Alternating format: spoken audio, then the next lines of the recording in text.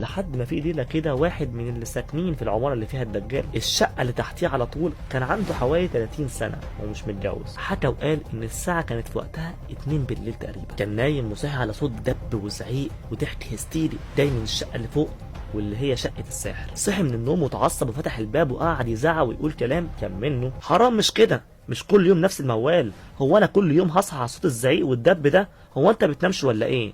قسما بالله لو ما سكت ورجعت على اللي بتعمله ده لا هبلغ عنك للبوليس، احنا عايزين ننام يا ناس. وكمل كلامه. والغريب بقى انه اول ما نهى كلامه على طول كل حاجه فوق سكتت.